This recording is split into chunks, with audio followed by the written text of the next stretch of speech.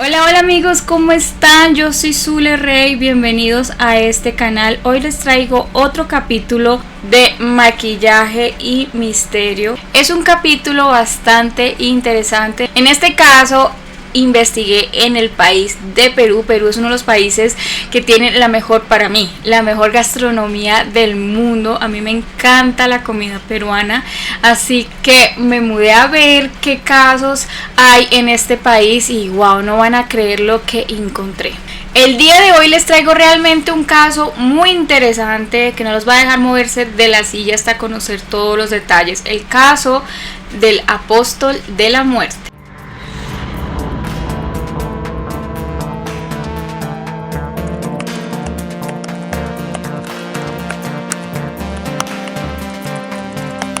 Que por favor ponle pausa, ve por algo rico de comer y beber y ponte cómodo y déjate llevar por mi voz y conocer los detalles de este frío criminal que enlutó en una época la historia peruana.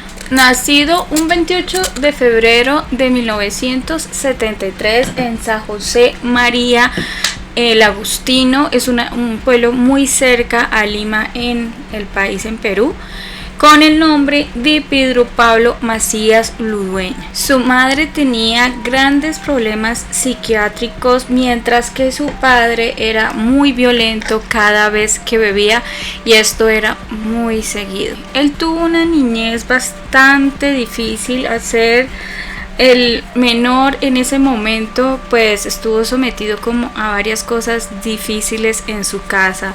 Entre las cosas que él cuenta que le pasó era, por ejemplo, que sus hermanas mayores solían someterlo a acciones humillantes, como vestirlo de mujer con rellenos y llamarlo la negra Tomasa, y lo hacían salir a la calle vestido así. Para este punto él solo tenía 5 años. Obviamente ante esto pues él sufría muchas humillaciones y burlas porque lo obligaban a salir a la calle siempre así vestido, con los labios rojos y gritándole viene la negra Tomasa. Al parecer en la escuela esto no era diferente, ya que él tenía un temperamento demasiado suave, era muy sumiso, muy callado. Entonces los niños sentía que se podían aprovechar fácilmente de él, lo golpeaban y le jalaban el cabello. Esto pues llevó a que él creciera sin saber lo que era realmente el cariño desinteresado de alguien, y lo hizo crecer con mucho resentimiento, mucho dolor. Así que él inició ciertas torturas o malos tratos a animales como perros y gatos para así desahogarse, y poco a poco esto iba escalando, no solo en el grado de tortura que ejercía sobre algún animalito, sino también el tipo de animal a los que le gustaba maltratar. Él en múltiples entrevistas cuenta cosas de verdad muy tristes, que siempre veía a sus padres pelear, que su papá se desquitaba mucho golpeándolo a él, que incluso él acusa a su hermana mayor de haberlo, y a otro de sus hermanos dicen que él lo obligó a practicarle sexo. De esto no se tiene conocimiento si sea cierto, pero pues fue algo que él dijo en las entrevistas. Él cuenta que algo en él se rompió cuando él tenía 4 años, y este puede ser uno de los detonantes, cuando uno de sus hermanos lo acusó de haber matado a la perrita que era mascota de la familia, y para grabar este suceso resulta que la perrita estaba preñada.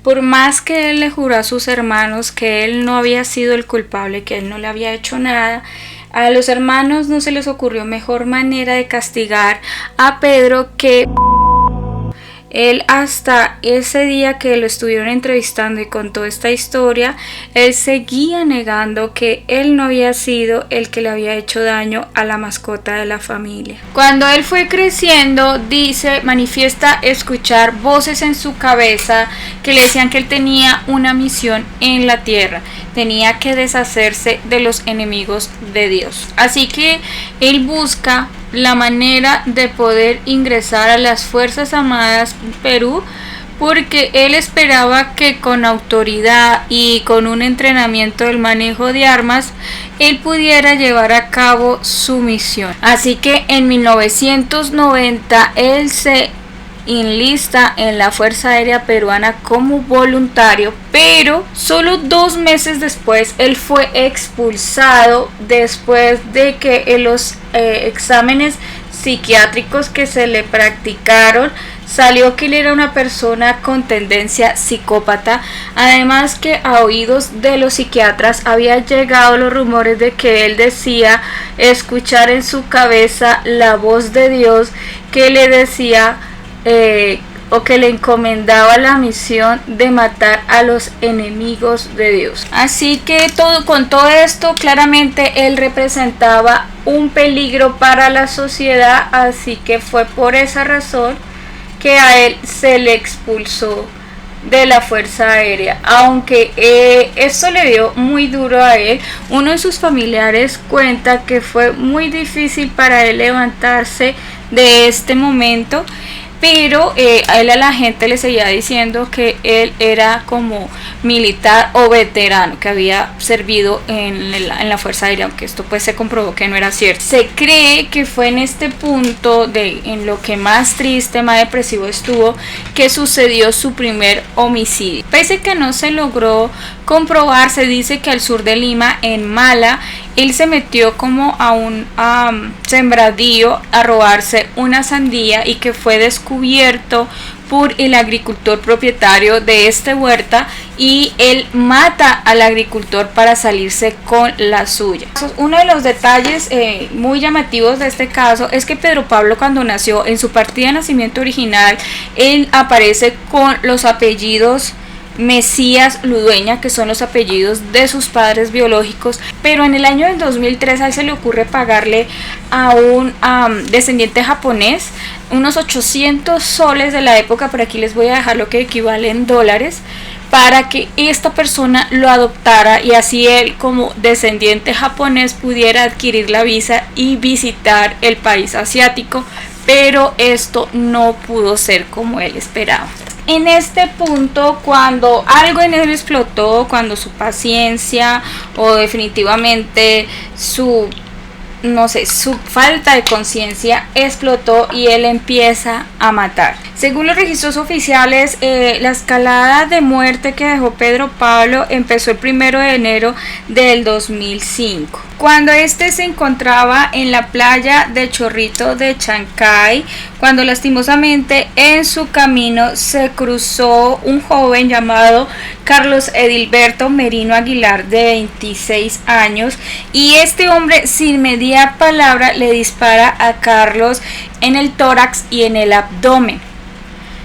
Cuando a él lo capturan más adelante, a él le preguntan el porqué de este asesinato y él dice que lo hizo en defensa propia porque tenía miedo de que Carlos lo matara o lo robara. Pero pues irónicamente él fue el que terminó robando a su víctima. A partir de este punto, él perfeccionó su modus operandi. Siempre iba a ser usando un arma, solo que pasó de dispararle torpemente a alguien en el tórax, en el abdomen, a dispararle directamente en la nuca, según él, para minimizar el sufrimiento de su víctima, o sea, de asesinarlos sin dolor. Esto no es posible, pero él lo pensaba así. A pesar de que él decía que no era un monstruo, que él estaba limpiando a la sociedad de, según él, personas que no eran merecedoras de vivir, como homosexuales o prostitutas. Se puede creer que esto era una mera excusa, porque entre sus víctimas no solo habían mujeres mayores, también taxistas con sus pasajeros, cosmetólogos, adolescentes e incluso una niña de aproximadamente 15 años. Entre el total de sus víctimas sumaban aproximadamente 25 cadáveres, aunque siempre se tuvo la creencia de que pudieron ser más. Y el momento que a él se le captura fue como el momento más adecuado, porque él estaba planeando en ese punto lanzar una granada en una discoteca cuando estuviera en su momento más repleto de clientes. A él se le condena a 35 años de prisión. Estuvo en el penal de Lurigancho, pero él intentó suicidarse en más de una ocasión, y es cuando a él se le declara inimputable y lo trasladan al pabellón de enfermos mentales. Entre las víctimas que fueron identificadas está Teresa Cotrina Abad, Luis Enrique Morán Cervantes, Walter Sandoval Osorio, Pedro Mar Carrera Carrera, Carlos Walter Tarazona Toledo, Enoc Eliseo Félix Zorrilla, Gerardo Leonardo Cruz Livia, Hugo Vilches Palomino, Wilma Jesús Muñoz Villanueva, Nel Cajelón Pajuelo, Názaro Julián Tamás Pérez, Didier Jesús Zapata Dulanto, Agustín Andrés Maguina Oropesa, Luis Maljero Sáenz, Nicolás Tolentino Puricasa Gamboa. A todas estas personas las asesinó usando un arma 9 milímetros de diferentes marcas, podría ser Baikal, Astra, Barcal, Taurus. Confesó que a la hora de cometer los crímenes usaba un jeve o un silenciador que él mismo había aprendido a utilizar con un tutorial que había encontrado en internet. A él la captura fue oficialmente el 28 de diciembre en el 2006. Algo que se falló también en su caso fue que durante el proceso judicial y durante los exámenes se cree que él no tenía esquizofrenia, sino simplemente se le diagnosticó un trastorno disocial. Esto es cuando se cree que la persona transgrede los derechos básicos de otras. Y también pues las principales normas sociales, así que fue por eso que se le condenó a 35 años de prisión. En ese punto a él se le ignora el hecho de que él siempre manifestó haber estado escuchando voces, una voz que fue la razón por la que a él se le expulsó del ejército, de que siempre fue una voz la que le decía que era lo que debía hacer. Como que no se le tomó muy en serio esto, y pues eso es como muy normal en nuestros países. Incluso aquí es muy difícil, se cree, pero es muy difícil tratar de demostrar que estás enajenado mentalmente y así se te declare inimputable o inocente por enajenación mental.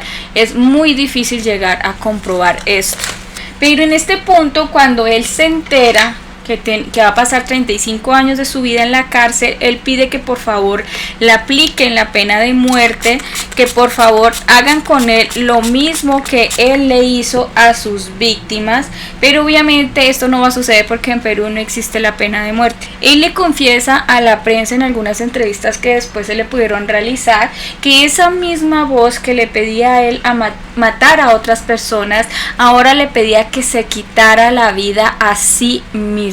Así que para el año 2009, después de varios intentos de pasarse pues él mismo al otro mundo, a él se le hacen otros exámenes y ya en este punto se concluye que él sufre de esquizofrenia paranoide, y ya es cuando se le declara inimputable. En este punto, ser inimputable significa que no se te puede juzgar porque tú no estás consciente de tus malas acciones. Es cuando se le traslada al pabellón de psiquiatría del penal de Lurigancho, en donde en la actualidad sigue encerrado. Para el momento de su captura, él tenía tan solo 34 años. ¿Recuerdan que les dije que entre sus víctimas había estado una niña? Bueno, resulta que a esta niña la mató para robarle su bicicleta. Entonces a él le preguntan en esto cómo ayudaba a la misión de Dios. Él le decía que él fue como un daño colateral porque él necesitaba en qué transportarse y dinero para seguir con la misión de Dios. Hay una preocupación porque él podría salir libre en unos años,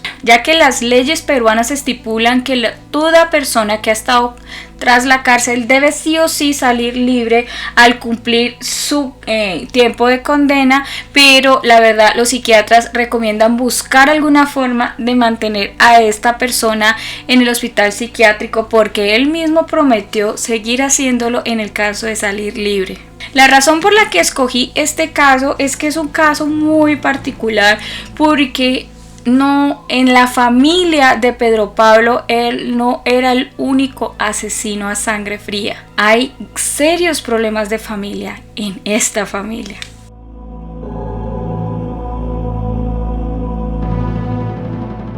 Varios miembros, varios integrantes de la familia de Pedro Pablo fueron diagnosticados con grandes y serios problemas mentales, como les dije en un inicio. Entre esos estaba su mamá, también una media hermana materna de su mamá fue internada en el hospital de Valdizán por intento de mandarse al otro mundo. También la hermana mayor de Pedro Pablo fue internada por esquizofrenia paranoide y su hermana Ana Cecilia era depresiva y ella acabó. Pero el caso más llamativo de toda esta familia era el hermano de Pedro Pablo.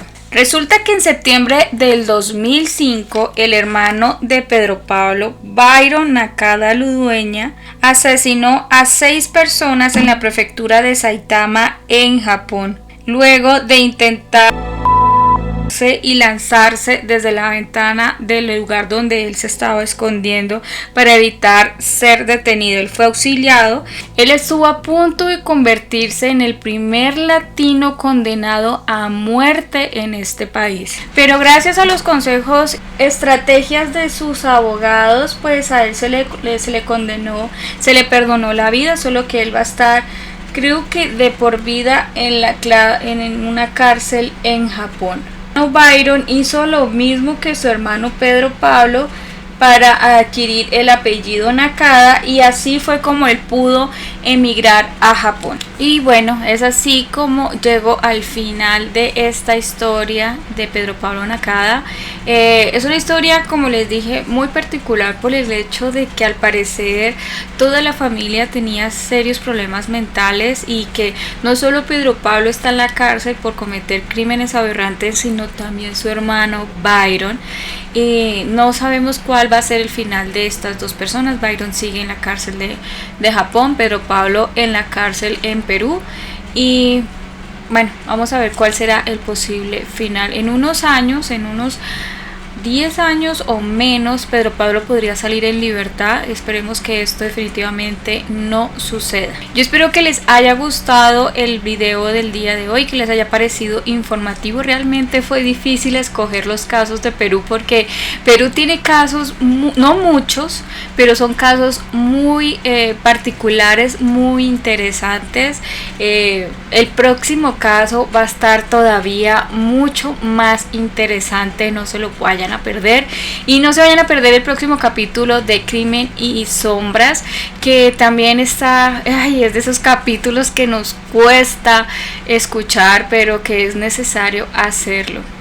Regálame un dedito arriba, suscríbete al canal si no lo has hecho y seas bienvenido a esta pequeña comunidad. Dale a la campanita para que la aplicación te avise cuando haya un nuevo video. Déjame algún comentario, cualquier comentario que tú me dejes es bienvenido. Si tienes alguna sugerencia, alguna crítica, todo se recibe con gusto, porque gracias a eso, a todo el apoyo que tú me das, es que este canal puede seguir creciendo. Sígueme en mis redes sociales y nos vemos en un siguiente video. Yo les mando besos, bendiciones, cuídate mucho. Bye.